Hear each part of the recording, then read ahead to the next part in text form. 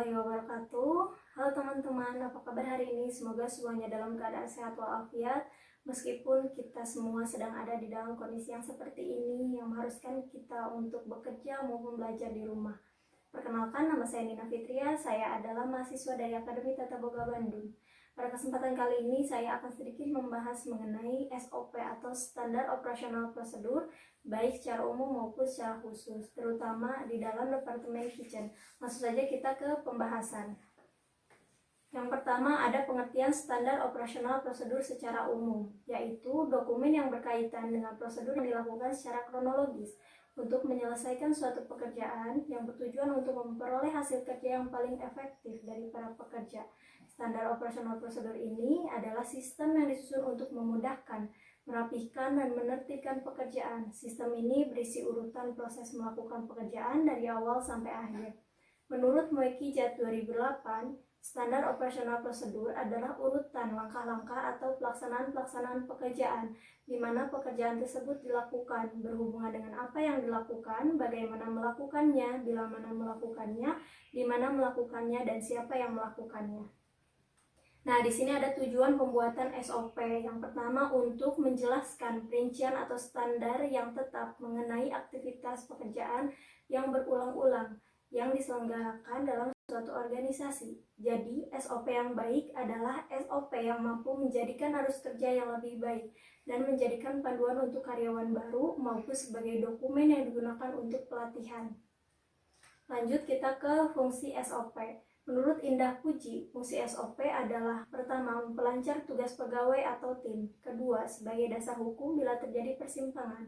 Jadi yang dimaksud di sini adalah sebagai dasar hukum apabila ada kesalahpahaman di dalam suatu perusahaan atau organisasi dalam suatu perusahaan, maka SOP ini adalah salah satu panduan atau patokan untuk menentukan mana yang salah dan mana yang benar.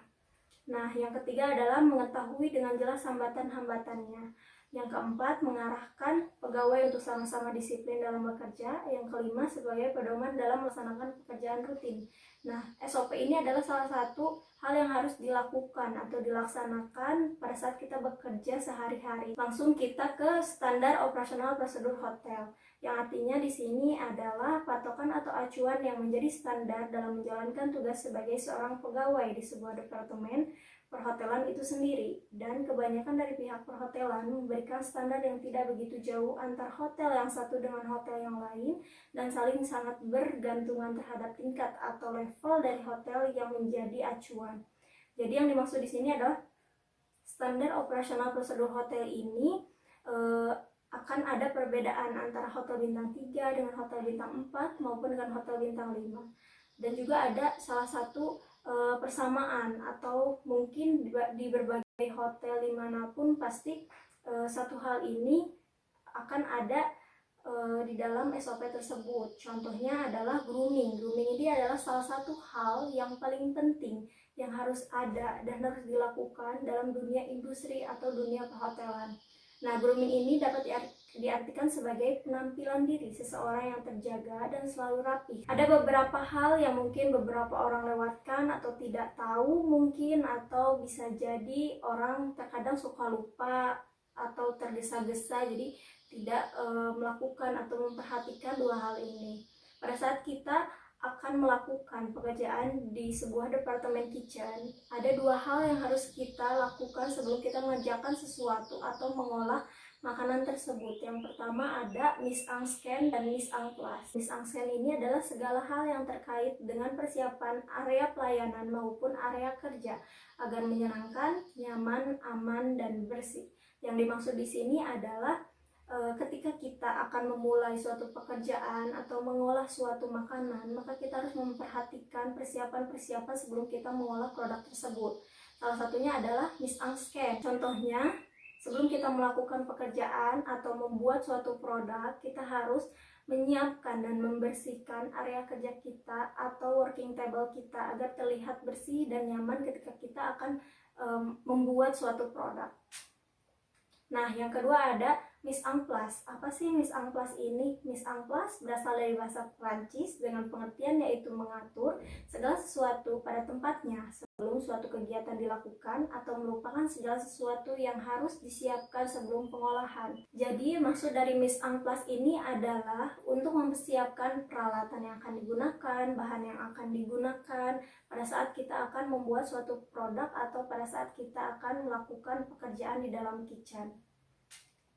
Nah, tujuan mise en place ini untuk menunjukkan kegiatan utama sehingga terselenggara dengan teratur, rapi, berjalan dengan lancar, tepat waktu, efisien, dan menyenangkan serta pekerjaan berhasil dilakukan dengan sempurna. Jadi yang dimaksud di sini dengan kita melakukan mise en place ini kita dapat menghemat waktu dan dapat mempercepat pekerjaan kita sehingga kita tidak terlalu lama untuk mengerjakan suatu produk. Di sini ada prinsip mise en place. Yang pertama bersih. Tentu saja kita sebagai seorang cook harus bersih ketika kita akan membuat suatu produk.